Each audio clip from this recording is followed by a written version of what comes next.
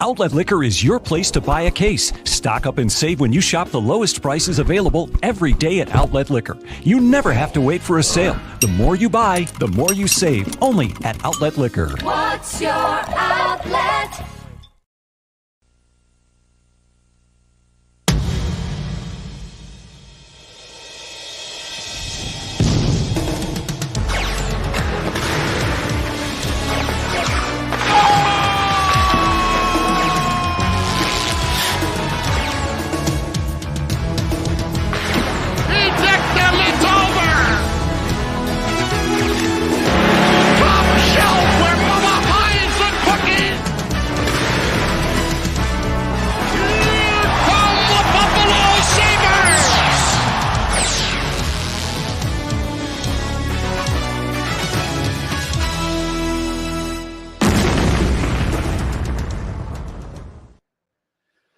Welcome to All Hang Up and Listen. Sabres lose 6-2 to the New Jersey Devils, ending their season to miss the playoffs for the 12th season in a row. But unlike seasons in the past, for the first time, I feel very confident that when we say the words next year is our year, it's the most confident I've ever felt saying those words. So yeah, it holds some weight this time around, right? Yeah. So, when we got that speech from former GM Tim Murray that we're going to have to go through some suffering, I think it's safe to say that the suffering is over, Johnny.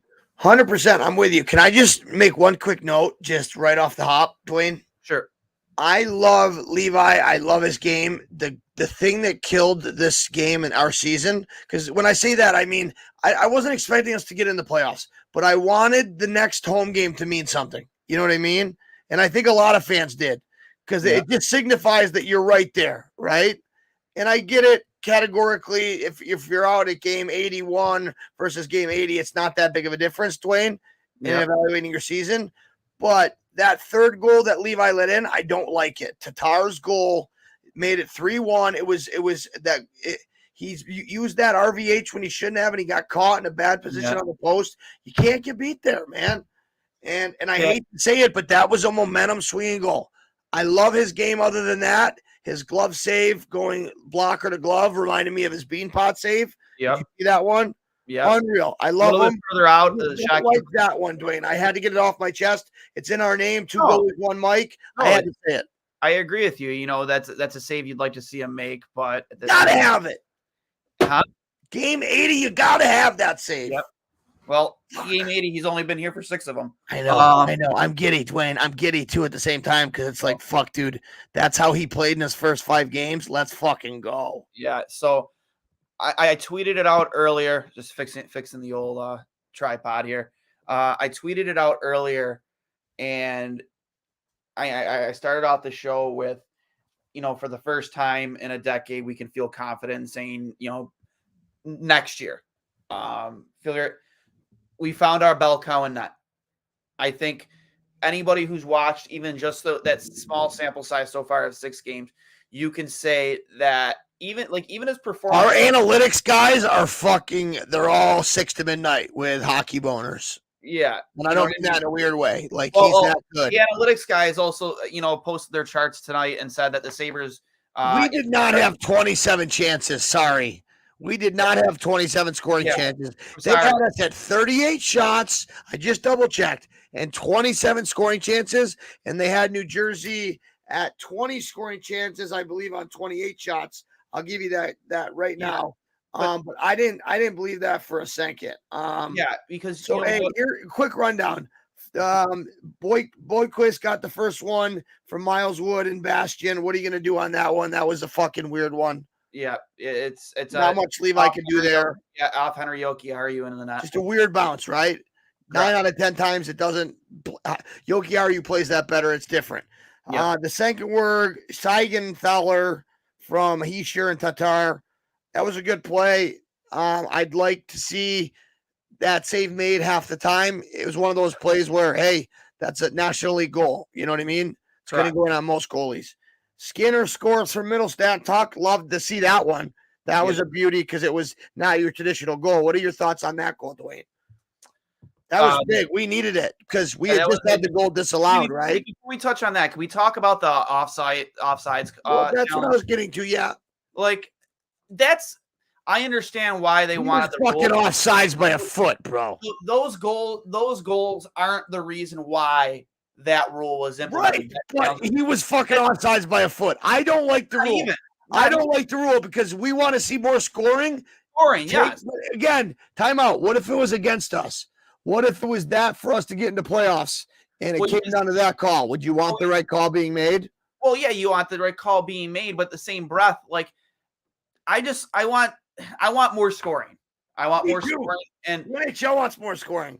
Yeah, it's not like Colorado when Matthew Sheehan was 8 feet off sides. You know, I think, dude, he was offsides by a foot. The linesman should have blew that dead. But the good thing is, I think more linesmen are realizing that with the system, they can let plays go that normally they'd blow. Yeah, you get me? Yep. I think it's only linesmen, and they've gotten better each year. But Duane, if it was the other way around, and let's say that was against us tonight, I would have wanted that overturned. That was a foot offsides. I agree. But just for the point of the rule, the whole reason. Well, go back to PK Subban's goal with Nashville in game one. Duane, remember PK game one, Nashville Stanley Cup?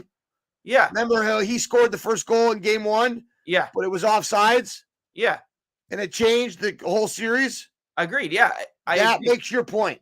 But yeah, like there's reasons why that rule is implemented. The offside challenge, like that wasn't the reason why. Like you want to create more scoring, yes, but you don't want games to be the flow of a game to be changed, the momentum of a goal to be changed on a really bad call or a non-call. That wouldn't have been a bad non-call. Like chances are most fans aren't noticing that was offsides. Probably. Are you saying without video, that's a bad non-call? Huh? I agree in the linesman letting that play go. I think it's worth another look. Yes, I'm with you. 100%. Like in baseball, when in doubt, call them out. Like it's for me. Wait, as a defenseman, when in doubt, glass it out. Yeah, exactly. I hate the rule, and if we're gonna keep it around, personally, just like how I believe there should be a time clock in the shootout, there should be a time clock on the referees and Toronto. Oh yes, that 100%. Because there has you can't get that call in a minute. iPad. Yes, Duane, 100%. And I think you have something here. What is the number though? Is it 30 seconds or is it 15? I was gonna say a minute. No, fuck that. They already get a minute and a half. I'll split the difference. The second the headphones on, the iPad's on, you have 45 seconds to figure it out. No, the second the puck goes in the net. No, I'm talking about the challenge review. No, I'm talking about the time the coaches have the challenge, because if their video guy can look at it, you should have the balls as a coach. You want to really make this rule, like you really want to deter people from challenging it, make them make that decision in 25 seconds, dude. But also, so they have to make the decision, and it's not somebody in their ear making the. Johnny, you know how it works, right? Johnny, I agree. Donnie Granado's got a guy in his ear. Johnny, let me talk. I agree. 100% I agree. But the second the headphones go on, too, there should be a time clock there, too. Why? Once the headphones go on, take as much time as you need. I don't think so. Because what do you mean? If you're going to get it right, dude. At that point, like once you stop play, wouldn't you want him to get it right? What's your idea behind shortening that? Sorry. Because I've been at games where it's taking 5 minutes to figure out a goal. Like right. I'll concede that. From the moment that iPad turns on, those headphones are on, you either have 45 seconds to a minute. No, I think you're right with the minute and a half for that. I give him a minute and a half in the box. Yeah. Because once it gets past 2 minutes, it's like, what are we doing here, dude? That's a TV timeout. Yeah, I agree. But I mean, do you see what I'm saying? I agree with you. I'd even give him like a minute and 15 minutes, like once the headphones come on. I think the best way to really curtail it is to only give the opposing coaches that just got scored on like 15 to 20 seconds before their video guys get 3 looks at it in high fucking def. Because we all know, guys, our video guys are seeing it right before, whether they're seeing it in better views than we are. Because Dwayne, if me and you were live in the rink, me and you both know how to pull up that goal in 6 different camera angles if we had the access, right? Yep. Within 10 seconds, yes? Or sorry, within 30 seconds. So if we take that out of it, I don't know. No, I agree. I like I said, I hate because right there, if that isn't challenged, we scored right away after that to 2-2 game. Changes the game. Changes the game. So, so does the third goal on Levi? Yes or no? Yeah, I know. I don't disagree with you. I think you want him to play. It was a little bit of a scramble in front of the net, a little bit of chaotic. But here's the thing. I said that too. That's why you throw bodies and pucks to the net, and Buffalo doesn't do that enough. They don't. We didn't do it enough tonight. I thought Greenway did that well the past 2 games. Like I didn't see him a lot tonight. Was Greenway on your list? There was I thought Greenway was a fucking bad player tonight. Yeah, Greenway was invisible. I thought they should have moved. I thought they should have moved Tage back up to the first line when things were. As soon as Levi lets in that bad goal, you go back to Tuck, Thompson, and Jeff. Yeah. Skinner. So I just that's my point. There was the one play too. Paterka was he came to the zone with the puck. He came in wide and he cut to the middle. And for a second, at least a full second, he had a complete lane to shoot that puck. And he tried to make that extra move. And I think that's inexperience and maybe trying to put yourself. Yeah, I mean, but there was a bunch of that tonight, Duane. And I think the big thing is when we didn't get that swing with the no goal and not capitalizing with that bad third goal. That's a 2-goal swing. It goes 100%. From being 2-2 to 3-1. I think that's the story of tonight's game. That's it. Yeah. I tend to agree. Unfortunately, you're on a back-to-back against a very, well put together, well coached. Now with this being tonight, the New Jersey Devils are now my team going to the playoffs because of the guy behind the bench, Lindy Ruff. Couple clicks for him. How about Vanacek? I hate Vanacek. I want to talk about Vanacek. When's the last time, Duane, you remember a goalie that fucked the Buffalo Sabres up more than him?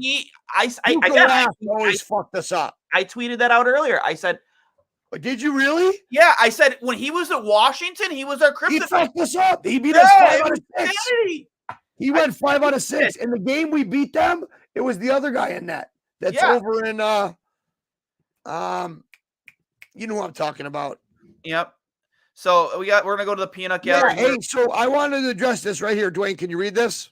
Nothing on Levi. We are leaning on him too much too soon. Bryson -3 today. Yeah, Bryson was junk. Bad. We looked out of gas, but this was a must win. It was expecting a better effort, but still great year. Hey, Duane, I'm gonna tee it off for you, but I want to take that. Oh, can you wait? Can we do this one first? Yeah, well, we're not going to do. I agree with what you said, and I'm only being hard on him because I'm a goalie guy. Me and Duane talked about why Levi should be starting today, and we came to a consensus. Duane, can you finish that off? I respect Donnie Meatball's move. I would have started Levi there. Oh no, I don't disagree with Levi. No, tell him what we came to this afternoon. Remember how we talked about when we would both start Levi today? Oh, 100%. You have to. He and plus, not to mention, the kid hasn't played a full NHL schedule this year. He played a college schedule. 5 games. Yeah, you know what I mean. Like, you ride him.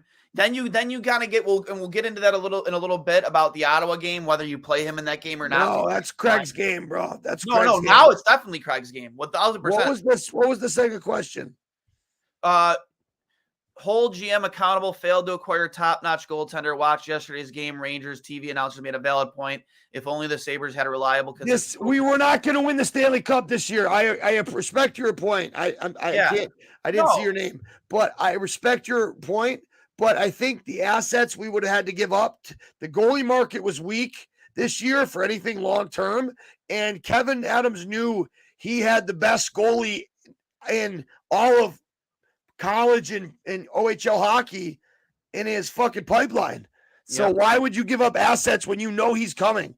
We weren't going to win the Stanley Cup this year, guys. Duane? No. Back me up. No, we weren't. But I think it was more about getting that monkey off your back. Kind of like when the Bills finally we should have made the fucking playoffs. I'm pissed. Get that monkey off your back and let these kids that you have now get that playoff experience. That I agree with. We need it tonight, dude. Just even to have that one game at home where it's because everybody would have came out. You know what I mean? Yep.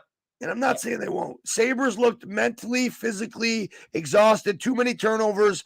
Poor defensive play. I agree. In the own zone. Lack of awareness. All season long problem. Yeah, I agree. Our D zone has been sloppy and it's killed us. What was the last sentence? Too many what? Too many. Well, it's not just the penalties; it's the type of penalties. Yeah, I'll take a good roughing minor and kill it. If you have to hook a guy in a breakaway, I'll take it. But the stupid shit, 200 feet from your net, Duane, did that not bother you as a goalie? Yeah, it definitely bugged me as a goaltender. That sucked. Oh, hey, Miss Arenas, you're the best. We love you, Mauricio is one of my favorite all-time guests on this show. He's awesome. Mauricio is a Mr., right? Mauricio, yes. Yes, Mauricio. I'm sorry, I didn't get your name up. I'm with you, buddy. Go Blue Jays. I'm a big Jays fan. Me and my brother. Players coach and incompetent. What do you mean incompetent GM? I believe in Kevin. I believe in Kevin too. Was I upset at the trade deadline? Yes, because I thought you still. Why? Upset to an extent because I thought you still could have planned for the future the way we have all our picks still. Yes, I understand that, but we also have so this is going to be a numbers game, right? Next year is a numbers game. Casey Middlestad's staying. Like at the beginning of the season, maybe we didn't think so. Casey Middlestad's sticking around. You're gonna have three first round picks that you've taken that are playing in junior and college right now that are going to be vying for a spot on this team. Eventually, it does become a numbers game. It does. It does. And realistically, are you going to hold on to all of these guys? Are they all going to contribute to your team on the ice? Or are they going to help? You're going to be able to utilize them to contribute to your team in the long-term plans via a trade. Much like with Portillo. Obviously, he had no path to the NHL here in Buffalo. You traded him for a third-round pick. But just much like the Jordan Greenway deal where you found a guy with term left, I was hoping for another deal kind of like that.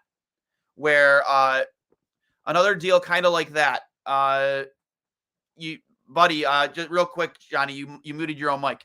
Can you hear me? Yeah, I can hear you now. I agree with you, but Duane, one question. Yuri Kulik is on this team next year, yes or no? 100%. I think so. Right. So, guys, I am so excited for two things. We didn't have Devin Levi all year. We didn't have a healthy Samuelson all year, and that fucked everything up on the back end. Like, Bryson is not a National League hockey player. I'm sorry, Jacob. I respect you and your family. I wish you nothing but the best, but I don't envision you being part of this Sabres team that wins. Guys, we weren't going to win it this year, but Duane, Yuri Kulik, and who else?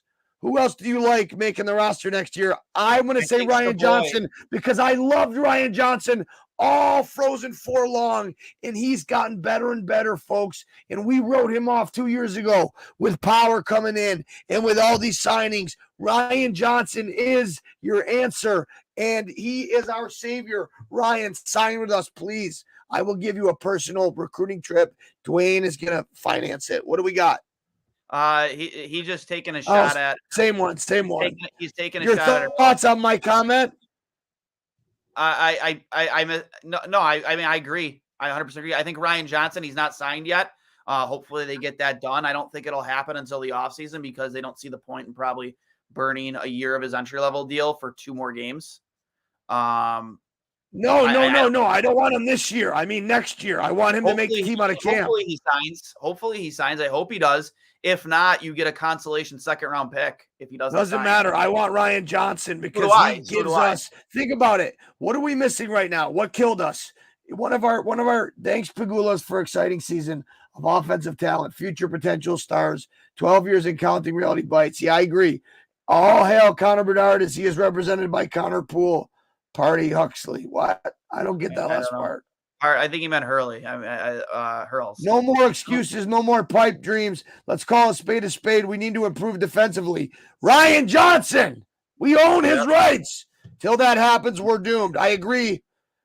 Can't depend on Levi Moses, the savior of liberated Sabres. Agreed. Ryan Hudson helps, and guess what? Kevin will pick up or trade for with our assets a good defenseman. This is what we have this year, Duane. How many first-round picks do you think we have? Right, this season we have 1. Next, how many second-rounders do we have? I want to say 2. We have ours and we have Phillies. Round 3, what do we have? Buddy, I don't know offhand. We have the Kings. We traded our own pick. Then we have round 4, 5, 6, 7 are our own picks. So we have 3 in the first 60. Now, go ahead, Duane. Read that one. Never let me down, Duane. I've come hot with my takes, the good, the bad, the ugly. Hold the GM and Pugalas, the media accountable. Us passionate fans deserve better always next year. But here's the thing. Always the next good, year. The bad, the Cully. The good, the bad, the Cully. With that being said, Greggy? Wait, what did Greggy say? That's not the same Greg. It's not our Greg. Okay, well, Greg, we'll come back to you. Go ahead, Duane. But listen, to Mauricio's point, like next year, this is a year to look forward to. Like, potentially 5 30-goal scorers this team next year. JJ Peterka, Dylan Cousins, Jack Quinn. Yeah, potentially 5. You know, Ryan Johnson. But how many teams can potentially say that about? Casey Middlestat, Tage Thompson. Yeah, Greg, I'm proud of these boys too. Johnny? Just so you know, you don't have to read every comment. I appreciate the fans. I've been working so much. I've been MIA. I appreciate the love, guys. I know it's probably for Duane, but thank you. Yep. Last season we missed. Let's go, boys. Again, we love what's up, kid. Where you been? Real rock.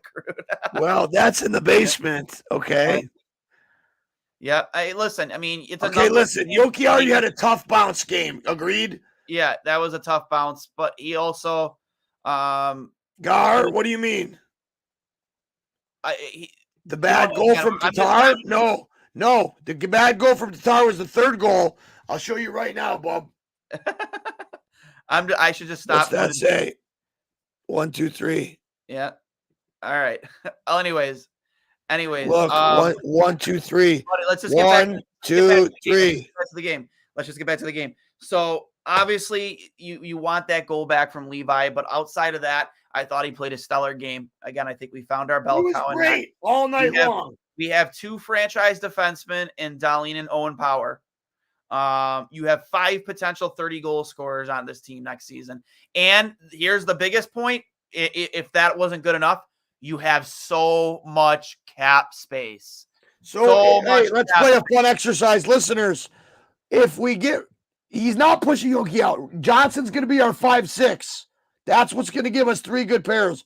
Buffalo took a massive leap this year. It hurts now, but you guys will look back at the season and be happy in a couple days. I'm happy right now. We don't need to change a lot. Like Duane said, we're 1 good defenseman if Johnson comes away from being really strong on the back end. Buffalo's on the rise. It's a great building block. Yeah, I love our forwards. We have drafted good forwards. And not only that, Duane, like you said, we have 2 or 3 studs coming up. So, hey, here was the exercise. Duane, I'll ask you first, and all of our fans, Mauricio, all you guys, you can add into. If you had 1 free agent signing or trade that you would pull off this summer, who would it be? Fans, join in. A lot of people would probably say Patrick Kane. Guess it would depend on the cost. I would personally go find your true second pairing defenseman because I don't think he's on the team right now. And I personally don't know if Johnson would slide into that slot as a rookie. 3-1 goal. I'm not wrong. Look. Damn it, he is right. That was Miles Wood. Tatar got the 4th goal. Fuck, okay. I'm wrong. Sorry, buddy. You're right. I owe you $20. Build a bridge and get over it. Build a bridge and get over it. Who cares? Open your eyes, Duane. People are complaining. Anyways, see, you interrupt me and I lose my train of thought. Sorry. It sucks. It sucks because I think Chicago beat Pittsburgh tonight, so that sucked. If we would have been able to, we got all the help we needed. We did. We got a lot of We help. got all of it. All of it. Unfortunately, you just couldn't get this one in the garage tonight. And you know, Levi's played a lot of hockey. Can we talk about the chances? Did you really think we had 27 scoring chances tonight?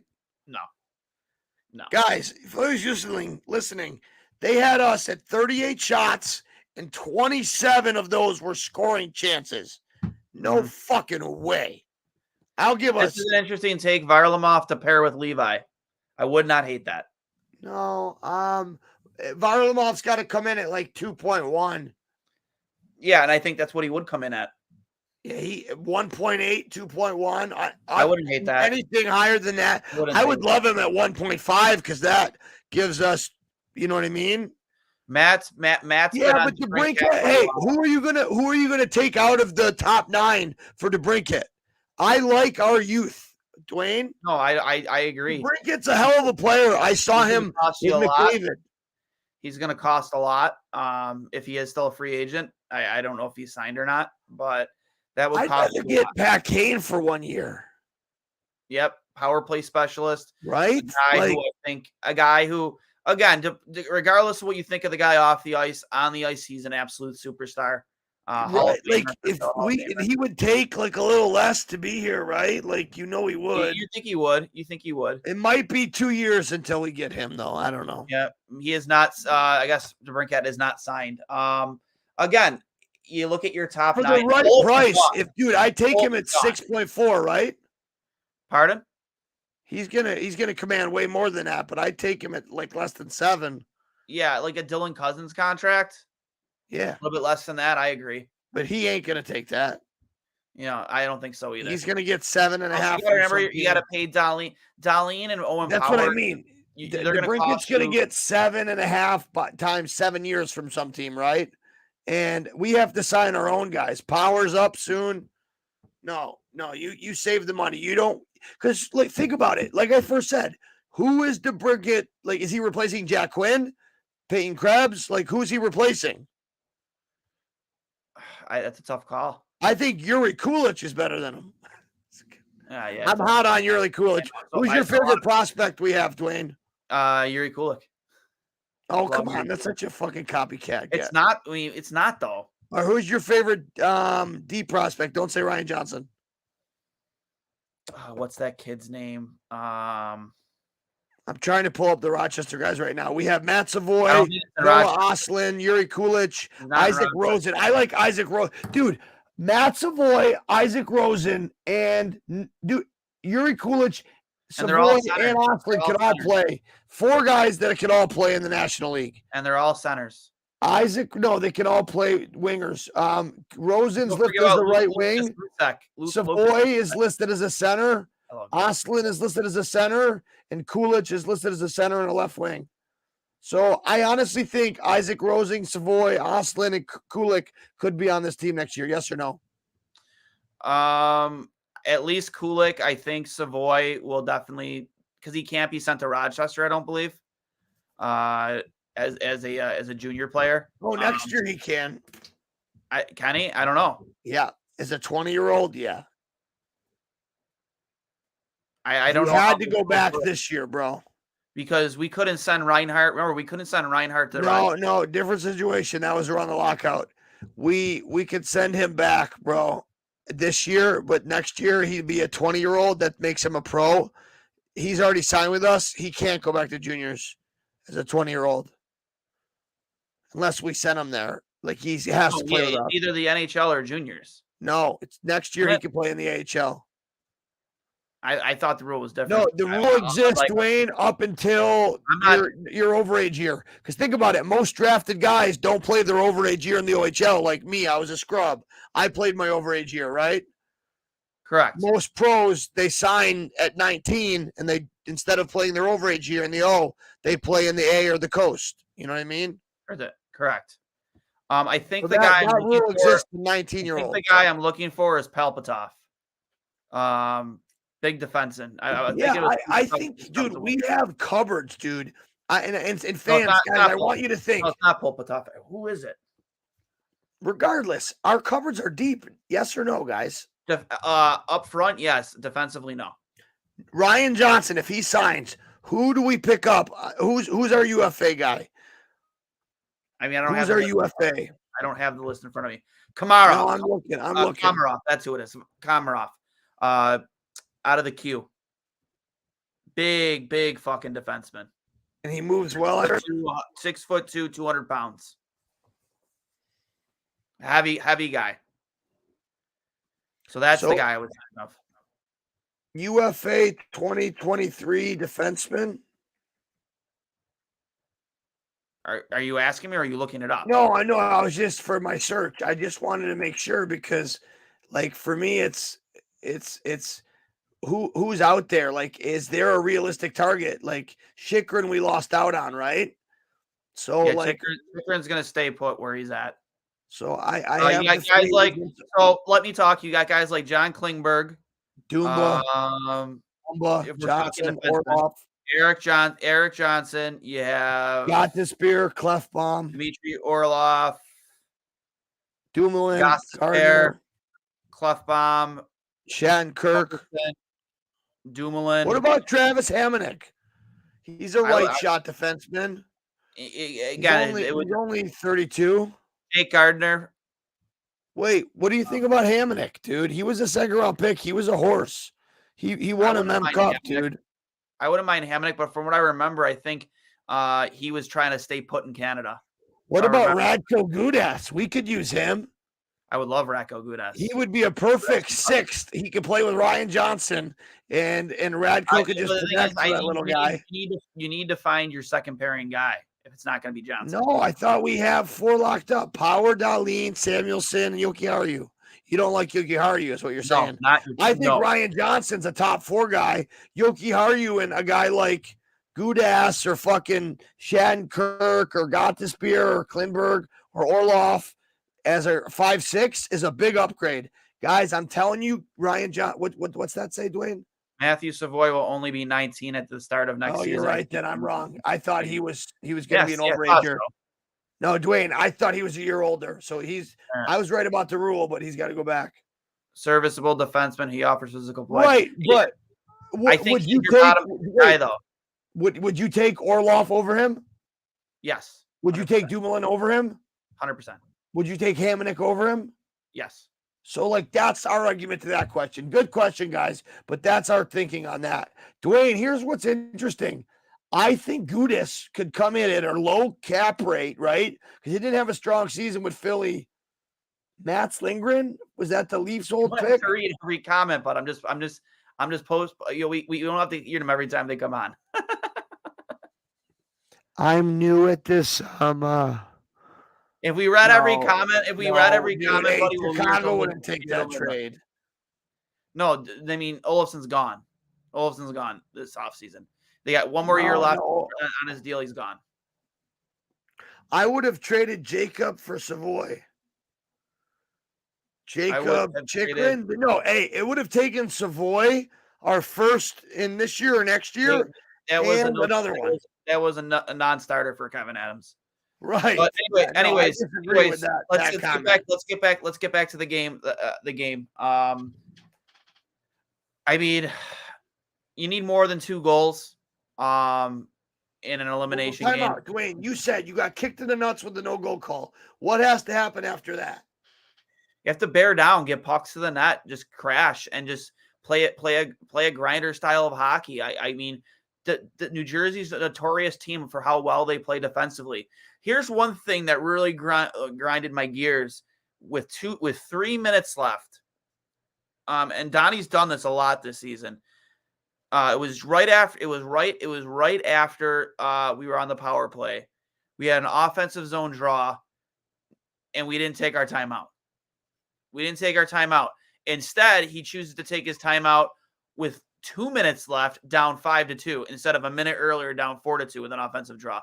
That drove me nuts. It's like, I'm not gonna fight you on that. At that point I was watching some other games. So I honestly I can't critique Donnie on when he took his timeout at that, dude. After that fourth goal, and you were right, whoever mentioned that on the show, Duane. I knew it was over, so I was watching, but I wasn't, like line matching. You know what I mean? Yeah.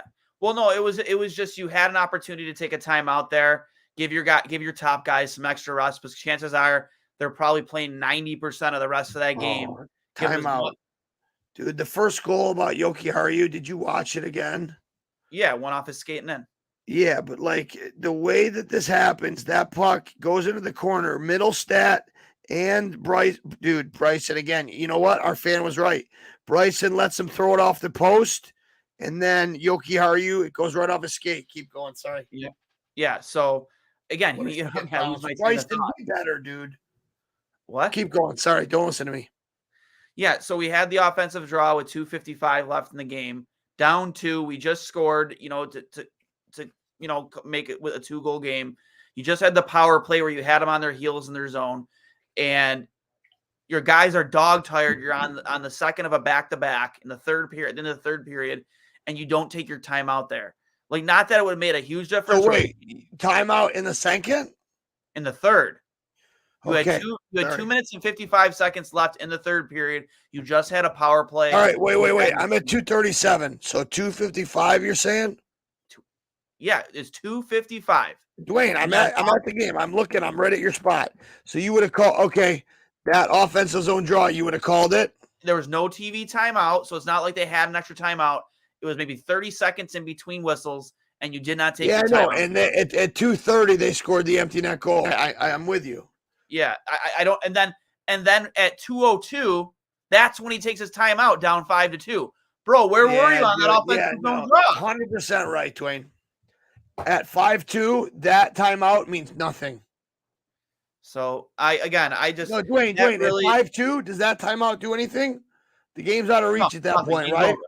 Game's over.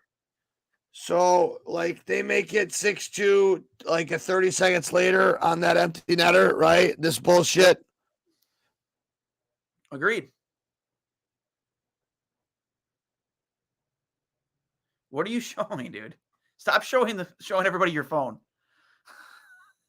I have the ability to pull that up on the screen, right? You don't have to make us look like a cookie cutter friggin' podcast.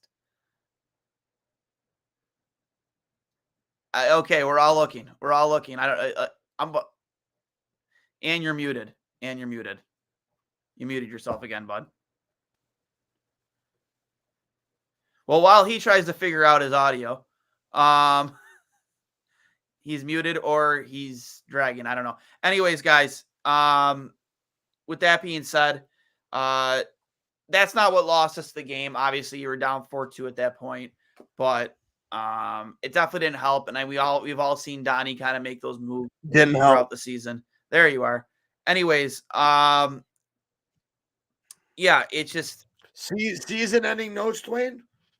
Season-ending notes. If we're gonna step away from the game, which we really haven't finished up on, finish the game. Well, yeah, it's just I feel that a lot of the people in the peanut gallery are right. They were gassed on on a back-to-back. They fought hard, but I definitely don't think they deserve to win. With your analytics and your chances, I thought New Jersey was the better team. They are the better team. We played hard, though. Yeah, we played hard. But we didn't deserve to win. And you need to understand that, folks. Duane said it best. I don't think we deserved. I don't care what the analytics say, to win that game. You know what I mean? Hey, what's his name? What's the goalie's name? Vitek Vanacek. Yeah. He made 2 saves that he shouldn't have. Levi almost made those saves, and they went in. Yeah. So right. I don't know. Listen. I don't know. Vanacek was awesome tonight, dude. Yeah, he played great. How can we not talk about the game without him?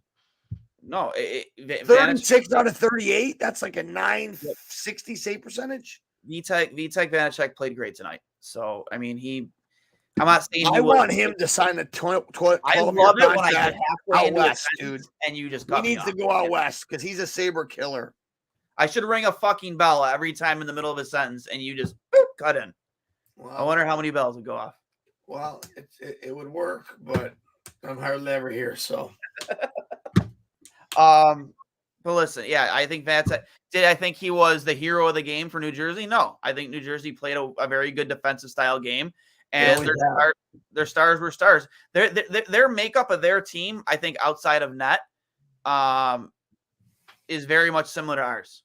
They got lucky this year. They didn't draft a guy like Levi or finesse a trade for a guy like Levi. They got lucky with Vanacek having he signed for peanuts, guys. Yeah, and he's been like second team all NHL. You know what I mean? Dude's been good. He's been kicking him away. Vanacek has had he's getting Vezina votes. He's not going to win, right? We all know who's going to win, but like he's up there, guy. Like he's going to come in like fifth or sixth. And it drives me nuts who is going to win too. Hey, let's not talk about it, Duane. Yeah. What's one good thing that's happened in life, like in the last week? Let's cheer this up. What's one thing that made you happy this week? This week or this year? This year. This year's kind of vague because that makes it sad. I think the biggest thing, I think the most important thing is this season. This is the first time in a decade we've played meaningful games in April. Like, I don't care. And, Ron. But here's the counter. Another moral victory, Duane. No, I don't think there's moral victories here this year. I know. I was just playing devil's advocate. No, I don't think I would quantify that as moral victory. I think that we genuinely know this team. I mean, whatever the odds are, honestly, I peg this team to be a 45+ win team next season. And I make a bold prediction. Devin Levi is going to win the Calder. 100%. What are the odds? I would take Jeff Skinner's going to score 50. Thompson's going to have he might not. I don't care how many goals he gets. He's going to get like 120 points. Yeah, I think. And again, Alex Tuch's going to have 100. They were close this year if you don't count. Dude, hey, I'm just saying those are my bold predictions. I think the injuries hurt him a lot. Tuch missed a chunk of games. I think Thompson's been playing hurt since the All-Star break. Alex Tuch for captain, over. Alex Tuch for captain, over. I agree. I know people want Darlene. I think Darlene. Hey, Duane, did you listen to the Tage Thompson Spin Chicklets interview? Yeah. Should fans listen to it? I agree. They should. He talked, guys. Even if you don't like Biz or Wit, go listen to the Tage Thompson interview. It's a 1 hour and 44 minutes, 36 seconds into the show. It's from like a week ago. It's real easy to find. Skip to an hour and 44 minutes. Listen to Tage. You can tell he was uncomfortable because they were trying to like talk about Chippewa and what Jack and Sam did. Did you hear that, Duane?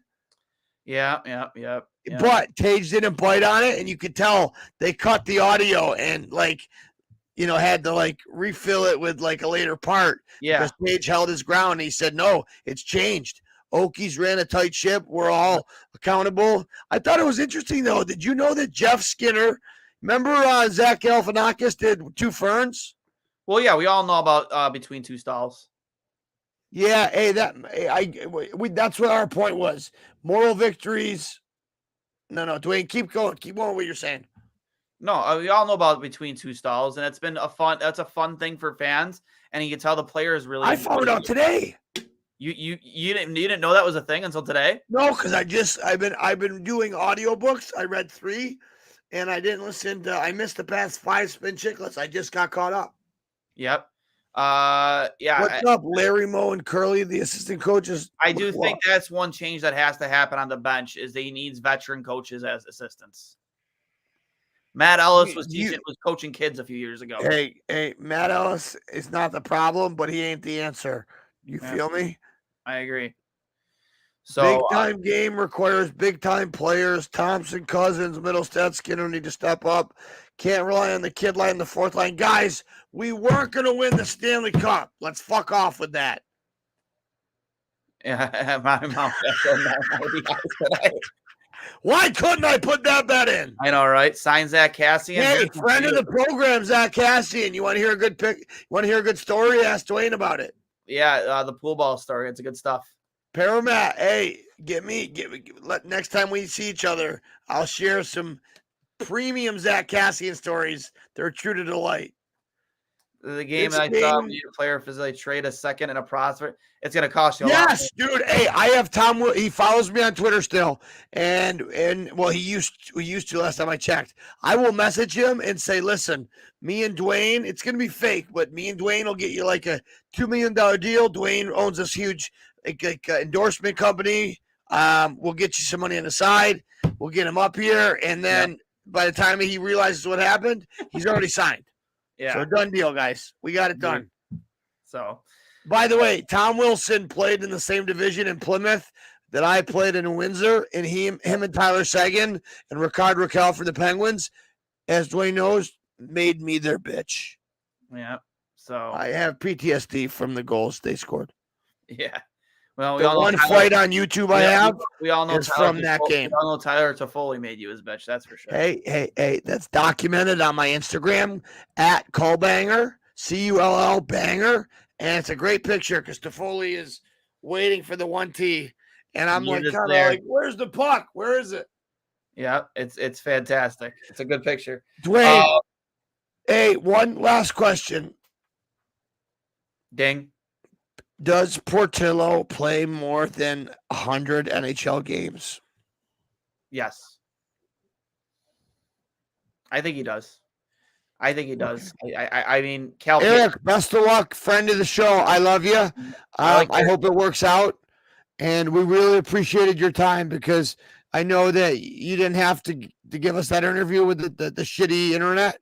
But thank you, Eric, and best of luck. I actually the fans here in Buffalo appreciate you.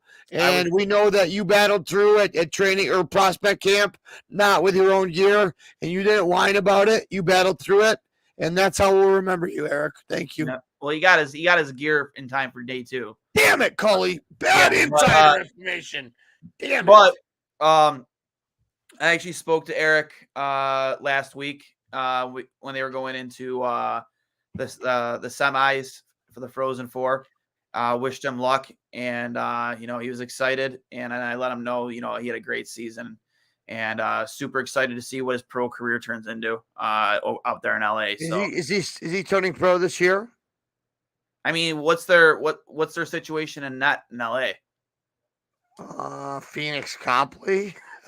Yeah. So I mean, who did they get back for quick? He was initially traded to Columbus, right? But I thought they got acquired a goalie. Korpisalo. What? They got Korpisalo then. Yeah. So they that's tough, dude. Korpisalo's sick. Yeah, he's a great goaltender. Was I ever a great goaltender, Duane? You were mediocre at best. So, you're. Hey, before we wrap things up, can I ask one question? Sure. Your predictions for next season. Do we? Well, I'm saying we get the third division spot. We're not a wild card team next year. We're going to be in the top 3 for the whole season in our division. I think we finish ahead of Toronto. I personally think we finish ahead of. Fuck them, Leafs, Steve. Fuck you, Steve. I think. I think we finish ahead of Toronto. I think we finish ahead of the Lightning. I think we finish ahead of the Islanders and the Devils. And personally, I think if you're going to go 1, 2, 3 in the East, I think it's going to be we have a chance to be right in that third spot, like you said. I think Boston will still lead the East. Well, no. If they get their guys back, if they win this year and they have Bergeron and them leave, they're out. Pittsburgh's too old. Washington's too old. New York will be good, but there's a big vacuum there, right? Yeah, I don't think the Islanders are anything to Are you worried about the Islanders? Because I'm not. No. If they don't have Sorokin, they're not even a playoff team. Devin Levi is gonna fucking own the Islanders and the Rangers over the next 6 years. 2 years from now, Devin Levi, best goalie in New York State. Dude, timeout. Hey, Duane, you said I could do it. My brother, guys, he played at Quinnipiac. That's his jersey every day. The Bobcats. Okay, couple clicks for the national championships. Yep. That's their first title. My brother played there before they built a new rink, and Rand Pecknold actually was the world junior coach this year. He's been there 32 years, Duane. They started off as a Division II team. Yep. And it's their first D1 team to ever win a national championship. Yep. So And you hate my brother. I don't hate your brother. Quinnipiac. I don't hate your brother. Hey, shout out to Dazer and Greg and Mr. Dazer and them for the Yale winning. Yep. Yeah. Why are all these showing up at once? Because I'm clicking on them. Oh, I want to make sure everybody. I want to make sure everybody gets their comments in while we're talking. I can't read them that fast. Well, that's why I'm doing it, so you don't read them every single time, because you will. I want to give the people their fucking voice. Johnny, if we did that, we'd be here till midnight. Hey, Donnie Meatballs, relax. So, in terms of next year, to answer your question, I think the first things first, before he touches free agency, he's gonna get the Dahlin deal done. I think he's gonna start on Owen Power because technically he burned his second year of his entry level deal this year. Because Owen Power's deal is already done. You think so? It's gonna fluctuate depending. They already have. I bet you they have 2 deals done. One on the low cap projection and one on the high cap projection. I wouldn't be surprised. You're probably right. They might not announce it until like late in the season. You know what I mean? I think both those deals get done first, and then I think you'll see an Olofsson trade probably around the draft. I think the Dahlin deal's done already. You know what I mean? It might be, yeah. It might be. Him and Power, I think, if we're going to sign very similar, they're gonna be just under 20 million combined. I think Dahlin will get more but he'll also get more term. Power will get similar rate, but a little bit less term, so he can maximize his value in 5 years. You know what I mean? Well, like, I can see. What do you think Dahlin will go at? 9? What? Do you think Dahlin gets 8, 7? Dahlin years? Or are you talking about million? Million. He's getting 10 million, dude. So if Dahlin signs 9.5 for 7 years, I would take Power at 6.5 by 3.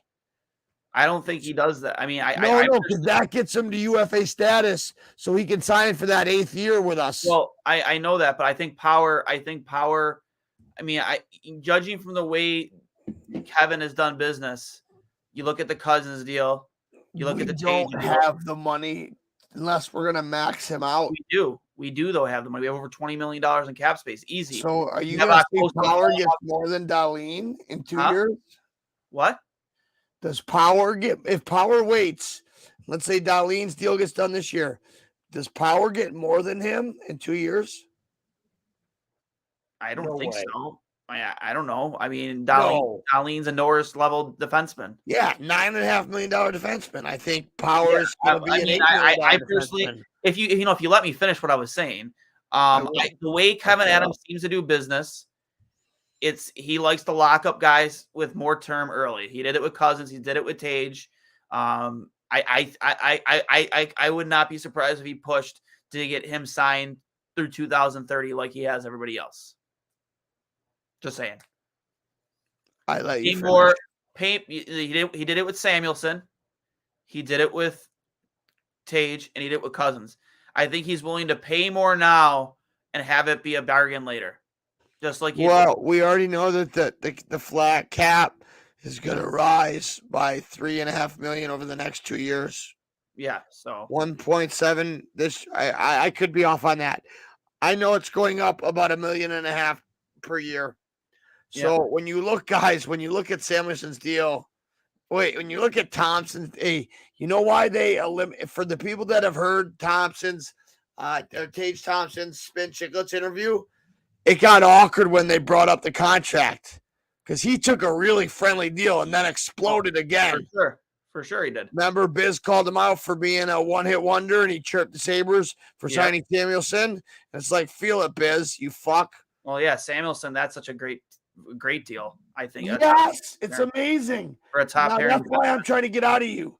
Dahlin strikes me like Landeskog does because they're boys. I knew that. I played against Landeskog on Team Sweden. Him and Dahlin are boys. Okay, I know that. McKinnon took less for his team, right, to win a cup. So did Landeskog. Landeskog is like Dahlin's mentor. I mean, Did you see them together at the All-Star game 2 years Yeah. ago? Yeah. So you know their connection, right? Well, this year, I mean, I don't think Landeskog was at the All-Star No, game. he wasn't there this year. That's why I said 2 years ago. Yeah. Yeah. Yeah. He was They're healthy. both, But my point being is, getting off like, topic. I think Darlene might take, instead of taking 10, I think he might take 9.2. You know what I mean? So. To help Power get paid. I hope so. I mean, I mean, I wouldn't be surprised if he doesn't. I mean, he's a tournament. Can't start writing blank checks, Duane, though. You know what I mean? We can't get into that mood. Yeah, but if you're got a lot of gonna, mediocre players on bad he's a $10 million defenseman. He's a $10 million defenseman, and he's earned that. So Ryan Johnson, yes or no? I think he's an NHL defenseman. Why are we talking about Ryan Johnson? Yes, I already said yes. So why isn't anybody in the comments saying Ryan Johnson? Because he's not signed yet. He's not signed. He has to sign. We haven't done a great job retaining our college draft picks. Why, Duane? Is it previous regimes? Yes, but this has been an ongoing thing with him. He didn't want to sign last year either, and he wouldn't commit to sign. He wouldn't commit to anything with Buffalo before. He needed 4 years at Minnesota, Duane. I understand that, but he looked like shit as his first year. And he realized if he doesn't sign, he's gone. Right? He hasn't he's gone.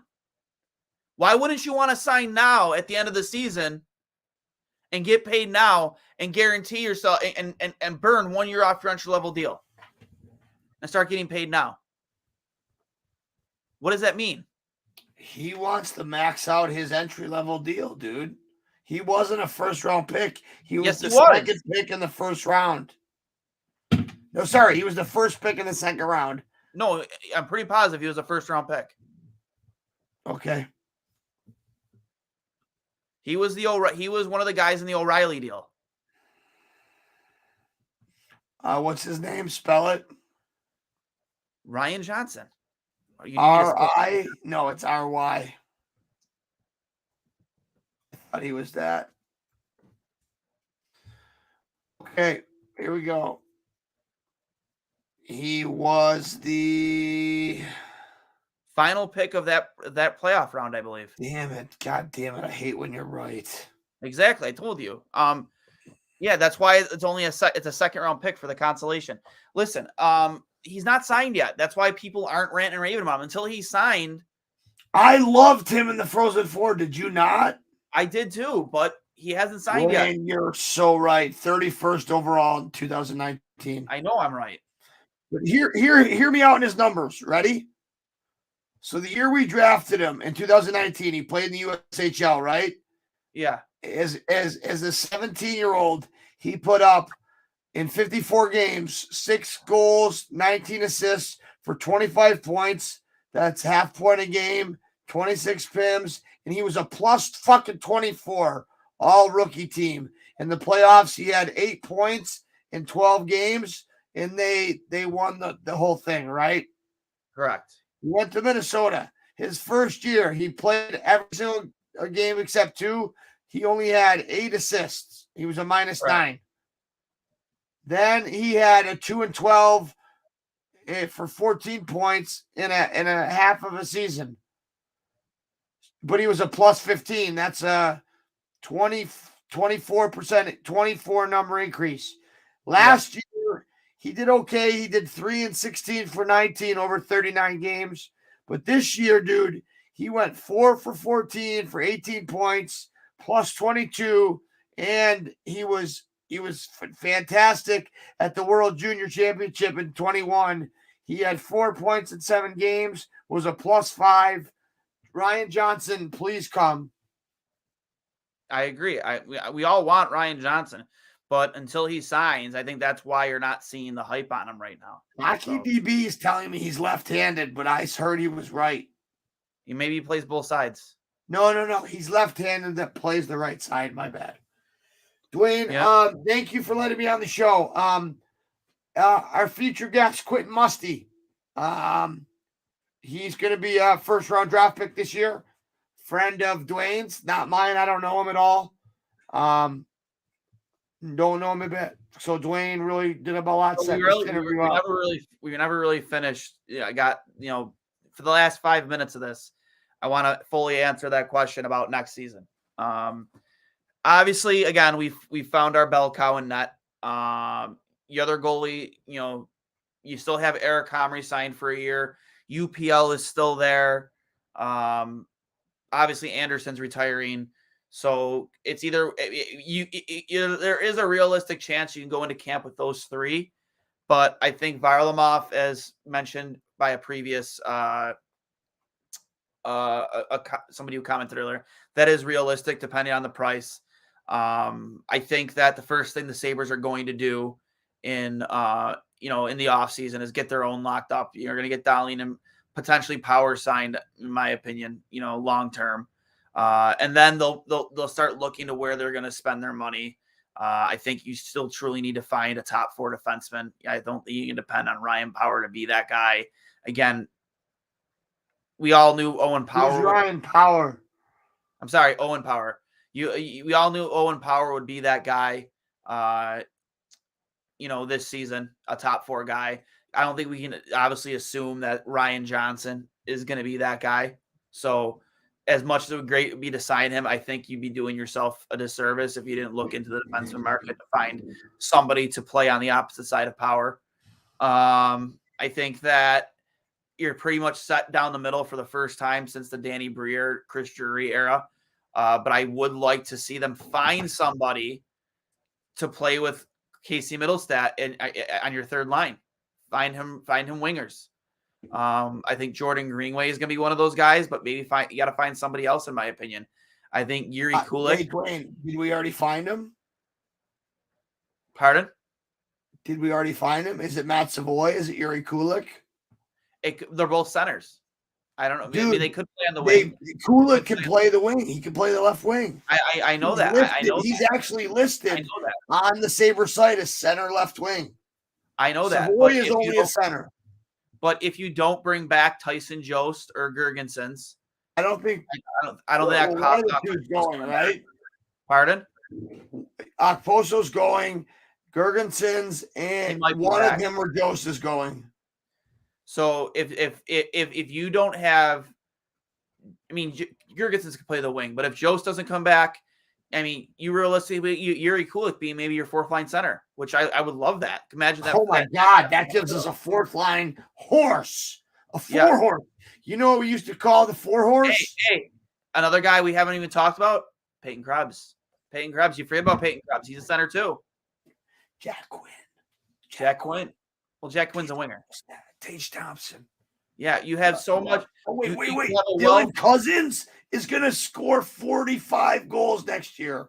I hope so. I'm telling you. Hey, anybody want to bet me? Dylan Cousins gets at least 85 points, and he has at least 45 goals. I know what's going to happen. You have a wealth of riches down the middle for the first time in a decade. But that's a good thing because good centers should be able to do what, Duane? Play on the wing. Boom. Agreed. I agree.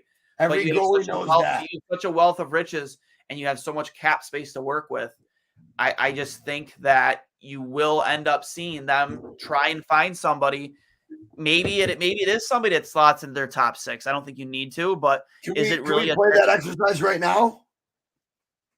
What exercise? So next year you leave Skinner, Tuck, and Thompson alone, right? Yeah, that's your top. All right, second line. Is it Cousins, Middlestat, Greenaway? No. What do you have there? You have Jack Quinn, Peterka. It's a combination. It's some combination of Cousins, Quinn, Peterka, but I don't think that's your. I like that. No, keep that. I like that line. I don't think that's a guaranteed second line for you. It doesn't have to be. No, it doesn't matter. I look at it more of the top 9 because then the next lines would be Middlestat, Greenway, and Jost. That's if Jost is back. Or Krebs, you know what I mean? Krebs is very honest. You know what I mean? I agree. I just think they are going to explore the market, the free agent market, and see what's out there. Because again, Olsen is no longer part of the Gergensons return. Pardon? Do you think both of Yost and Gergensons return? I don't know. I think if you're going to ask me which one of those two for sure returns, it's going to be Gergensons. because Jurgens will take $1 million next year to stay in Buffalo. Jurgens will take a loaf of bread and a bag of pucks and say he's a part of the Sabres. No, I'm just kidding. Jurgensen's he'll take the league minimum, but that's not why you should keep a guy on your lineup. Like Tyson Jost has meshed well with this group, dude. He scored some big goals down the stretch. Yes or no? No, he's definitely scored some big goals, but I don't think it's a guarantee he's on this team. That's why I'm saying, like, I think they do. There is a signing, not a big splash. That's my last question. You make a great point, and I don't think it's talked about enough, Duane. Who is that signing? I don't know. You keep interrupting me. I keep trying to talk about it. Who the fuck is it? I don't know. I really don't know. I mean, why do you keep talking about it?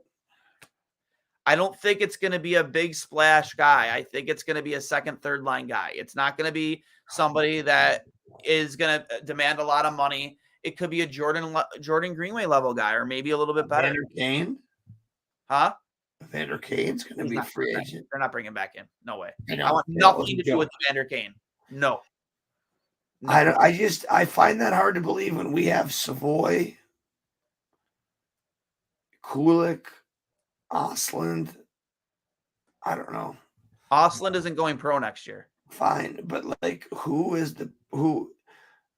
And there's no guarantee that right. We don't have to answer the question right now. You're right. There's no guaranteeing that it's Savoy next year either. I think Kulik is a shoe-in next season for sure. That's the only one I'm confident saying is 100% in the starting lineup. So you're right. We do have some hope to fill next year for Matthew Savoy.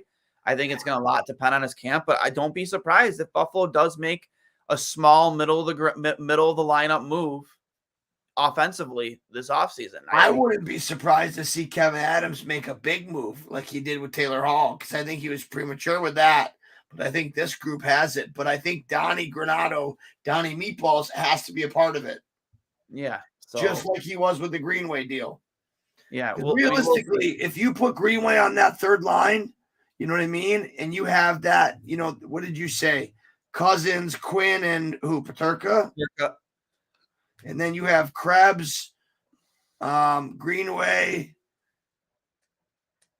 and Quinn. No, Quinn is on your second. Sorry. Krebs, Greenway, Yost, and then Kulik, Gergensons, whatever.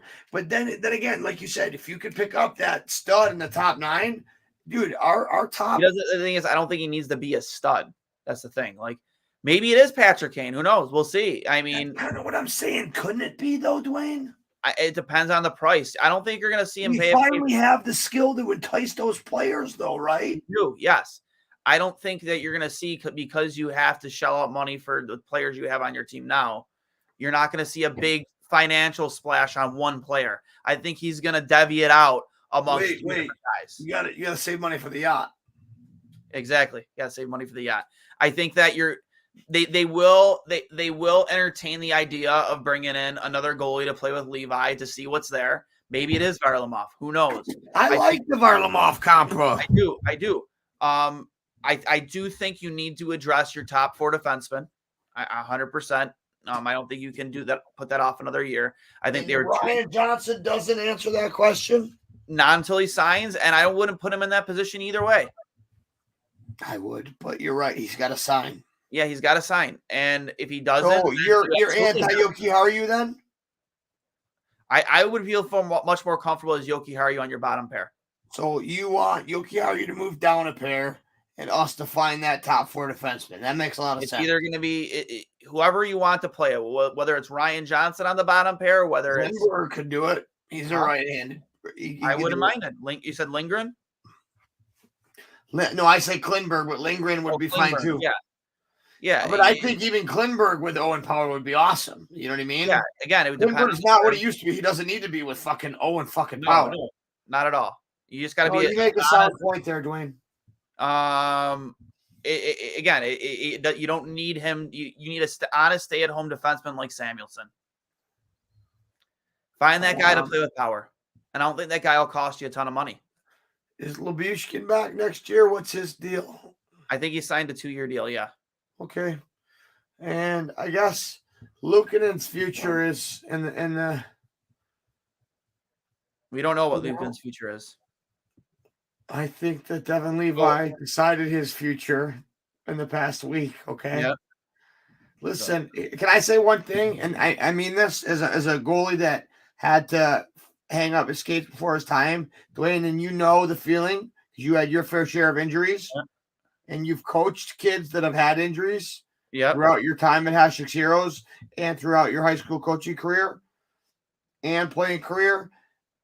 It's not fun to have to go out on somebody else's terms, like not retiring because you want to, but at a young age, having a doctor tell you if you want to be able to walk your kids to the end of the driveway in 10 years, you can't play hockey anymore. Yeah. UPL won OHL Goalie of the Year. And if you look back at the winners, you got guys like Mackenzie Blackwood, you got guys like Philip Grubauer, you got very good goalies, right? He had a double labrum hip surgery that year, and that's why he was bad with AHL Rochester 2 years ago. It took him a while to get back. You're never the same as a goalie after you have hip surgery on one leg. He had it on both legs, and I think he'll make a fine living playing hockey professionally. I don't think he's an NHL starting goalie. Would I have him back next year? Yes. Yeah, like I said, I don't be surprised. I think it's awkward, Duane. I think it's awkward now. Don't be surprised if you do go into camp with a combination of Comrie, Levi, and UPL. Because I would not be surprised. Talk about that competition you mentioned. Yeah. So maybe it does come down to that. We'll see. Or maybe they do find a legitimate veteran guy like Varlamov to play with Levi. We'll see. I think outside of what you have in your organization now, signing those guys, I think top of that list is a defenseman, maybe a middle of the pack scoring winger, because you don't need that. You definitely don't need centers now. And then third on that list, Kane. Maybe. And then third on that list for me is definitely going to be a veteran goaltender. So that's my predictions for the offseason. And I asked this question on Twitter before we went live, because I think before this season started, it was an easy question to answer. Now, not so much easy. Who would you pick to win a championship first, the Buffalo Sabres or the Buffalo Bills? Sabres. A lot of people are saying Sabres because people seem to think that the window for the Bills was this past season. Who knows? I mean, I think this season they're still going to be a great football team. They're still a contender. But, I mean, who knows now? I think that gap closed a lot this year. So I have two questions for you. I agree with you completely. How important was it for Quinn and Peterka and Krebs to be able to go back and have that playoff run with Rochester? Very important. Now, the Rochester Americans this year aren't fighting for a playoff spot. They're going to get a first round home playoff spot. They look like they're going to get second. Yeah. Now, Duane, the guys that can go back, right? I don't think Levi can. No, and I'm not worried about him. Yeah. But I'm trying to ask you, the playoffs coming up, like that's very important because when you talk back, you made a great point a couple episodes ago with Butchie talking about those Sabres of 2006, 7, 8, right? Yep. And they were all together, Ryan Miller included, and friends of the show. A bunch of those guys were on that Rochester team. How is it? Here's from the Rochester Americans. We're in. The Americans have once again secured a spot in the Calder Cup playoffs. We can't wait for playoff action. Return to Blue Cross. We know the home crowd's going to be electric. We've secured a spot. The race to second place is on in the North Division. Yep. They currently sit second in place after 2 big wins. And remember, the second and third place teams will not play in the first round and will match up against each other in the second round. So they get a bye. So that's a big race to follow. And it'll be interesting to see who they send down and who's eligible. So, Duane, how important is that? Because we saw it this year, right? You mentioned it last year at this time. And you said how important it'll be for them to get that experience. Look at the seasons the guys had that were able to play. Krebs, Quinn, Peterka. Thoughts on that? I think playing in these stretch of games that they've played in over the past month with every game being kind of do or die. And a friend of the program, Ron, tweeted it out earlier. He goes, We love you, Ron. to him, this was the playoffs. Like these games were playoffs because it was a playoff feeling every single game. Tage Thompson said it in the Spin Chicos interview. There were playoff games 2 weeks ago. Yep. So to me, I think they got that experience already, at the major league level. I'm looking right now. I guess Kyle Okposo had a really emotional post-game interview. Yeah, dude, it was fucked up. I kind of watched it mid show. I'm gonna bring it up here real quick before we get out of here. Please do. It's tearjerker, man. Yeah. So you could tell how much he wanted it. Unfortunately, they weren't able to get it done. I mean, sad, Duane. Is this his last game? Could have been. I wish we were like Slapshot, and he could be a player coach next year. Don't you? 100%. I don't think he will be, but no, he can't be. It's not fucking. It's not a real thing. It's not a real thing. It's a good wish, though, isn't it? Respect that man. Respect him and his family. So, give me 1 second here. I'm gonna pull it right up right now. I'll mute my mic. Yeah. Yeah, Cully, great, best idea you've had all day. Yeah, pretty much. Off right here. I don't know. I'm extremely proud to be a part of this group. To see how far we've come, and we've become a team, and started off the ice first, and then slowly progressed on the ice. And it's the first time in a long time that I think we can say that about our squad here, and can't say enough about these guys and the way that we continue to compete, and the way that we figured out how we have to play to be successful, and how we came together to do it. And we became an actual hockey team this year, and it was it's obviously not over, but it was extremely gratifying in a way, but at the same time extremely disappointing with how it ended, or how it's obviously not over yet. But to miss the playoffs after that happened is it's definitely a letdown. That's gut-wrenching right there, Duane. That's gut-wrenching. The way that he's so professional. He said he knows the team's moving forward, but not once did he say I. Yeah, that was my biggest takeaway from that too. Because what a fucking professional. He has trained the guys that are taking his spots. That's a fucking leader right there. Mm-hmm. I'm sorry, I'm emotional. No, so with that being said, thoughts, Duane, real quick on that video. It's emotional, and I'm proud to say that Kyle Okposo was my captain this season. He's taken a lot of shit from me, especially in the years past, but these past 2 seasons, he's really shown up on and off the ice, and he's taught these players how to be professionals, as you said. So I'd be okay with him coming back as our 13th forward that is waiver exempt on the league minimum, and him play and just be around the guys, you know what I mean, until he can transition into a coach role. Because I still think he has enough gas to play like 20, 30 games a year as like that backup forward. But here's the problem. You have so many young guys, he'd be taking a spot from them. I want him to stay in the organization. I really do, Duane. I'll leave it at that. Thanks for having me on, guys. I appreciate it. You. For those wondering why I close my eyes, when I think I'm trying to figure out something smart to say, my eyes close, and it still ends up coming out stupid. So thank you. Thank you for staying with me. No problem, bud. And listen, it's been a fun season, bro. It has been. It's not over yet. We still got 2 games left. We have couple clicks for Devin Levi, though, man, for real. Couple clicks for Devin Levi for the performance he put on at his first 6 games. Couple clicks for Ryan Miller. Ryan Miller night, for sure. Couple clicks for Tage Thompson. Couple clicks for Tage Thompson. What is he, 12? Let's get it all the way right now. Dylan Cousins. No. Tage Thompson set a record with the top scoring Sabres. No, you didn't set any record. No. In top 12.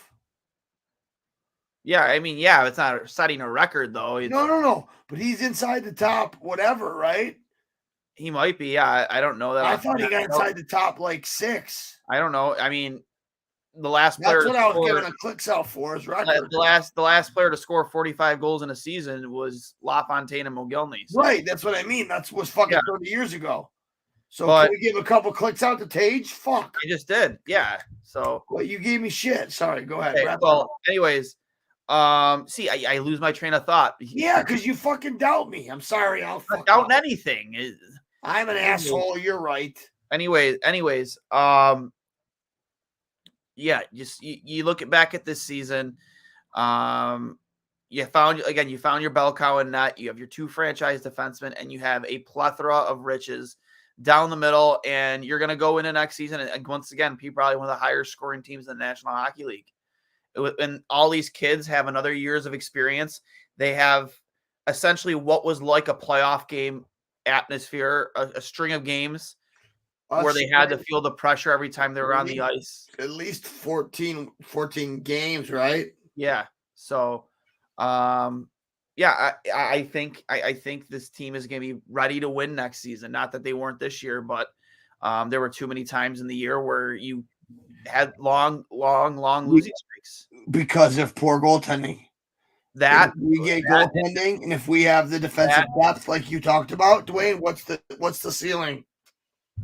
I think you're looking at you're not going to win this division over Boston, clearly. But a non-wild card team. Yes, a non-wild card team. But yeah, you have all of these pieces in place, and now it's just about finding the fillers, finding the guys that are going to fill in the holes that you have right now. And I think Kevin Adams will do that with the help of Don Granato. And I'm super excited for next season. I'm super excited to see Craig Anderson get a proper send-off on Thursday. Yeah, double clicks for Craig and his wife. And a phenomenal career. Been through. Yep, True professional. Yep. And I think, Devin Levi even said it himself. Part of the reason why he wanted to sign here this season was to be able to work with Craig. So great point. Duane, you made a point before the show started about what this means to Craig. Can you tell the uneducated, I don't want to say the non-goalies at home, why this game to Craig is so fucking important? It's his last game of his career, and it's against the team he had his most success with, the team that he probably loved there. Yeah, he's beloved there. Every time he plays in Ottawa after his career ended there, they applaud him because they know what he meant to that organization. That phenomenal run they went on to the conference finals when his wife was dealing with cancer, and his wife Nicole. She's a warrior, guys, and just her whole story, Duane. You did a great job explaining it in past episodes, but just the amount of respect that he's garnered within that room you mentioned earlier. You made a great point. And it's funny, Donnie Granato echoed the same exact words you said. 6 hours ago, Duane said, I was on my way to practice, and Duane said, Levi should play tonight. I'm with you, Cully, but no matter what, I think Craig Anderson has earned that start. And later on, I come to find I listened to the Tage Thompson interview. Then I watched right before we started the post-game presser, which you saw. You heard what Donnie said, right? He said, yeah, if Andy can go, it's his game. So, Duane, you hit it on the head. Yeah, I agree. So, again, I'm excited for Fan Appreciation Night. I'll be there Thursday night and just be able to give Craig the proper. Tell everybody what section you'll be in. Do a fan meet. I honestly don't know. A friend of mine bought the tickets, so I'd have to ask him. But Duane's got illegal tickets. I do got illegal tickets. But anyways, I hope they give him the proper send-off he deserves, both the Sabres and Ottawa. And I'm just, I hate to have the season end. I don't want it to end, but it's going to now for the 12th year in a row. But for the first time in those 12 years, I think I know that going into next year, this is the most optimistic and ready for the playoffs team the organization's ever been. I'm not reading all that right now. I know it's just a bullshit time. Duane, I love you guys. Thanks for listening in. This is Johnny Cullen. Duane Steinell is the horse. the engine, and he makes us all go around. Duane, can I make the announcement for Musty? You already did. So we got Quentin Musty, homegrown talent, first ever Western New Yorker, and first ever American to go first overall in the OHL draft in the past 20 years, and first kid from the South Towns. So he's had some injuries, but he was originally ranked like 15th.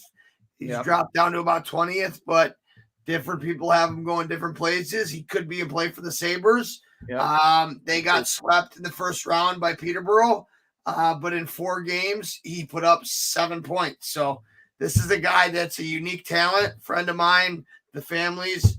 He'll be on with us in our next 2 Goalies One Mic show. And Duane, I'll leave it to you. Thanks for having me on. Yeah, guys, it's been one hell of a run this season. Lots of ups, lots of downs, but more ups than we've had in a decade, to say the least. I've had a lot of fun this year doing these post-game shows.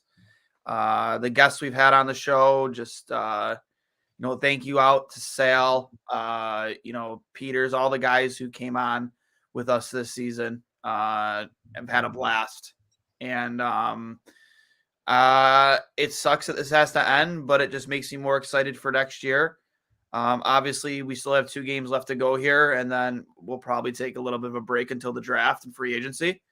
But we still have 2 more games to go, and a big night on Thursday celebrating the career of number 41 in the programs, number 1 in your hearts, especially if you live in Ottawa, Craig Anderson. Can't wait. I am Duane for Johnny Cullen. This is I'll Hang Up and Listen. You guys have a good night, and we'll talk to you later. Go Sabres. Go Craig!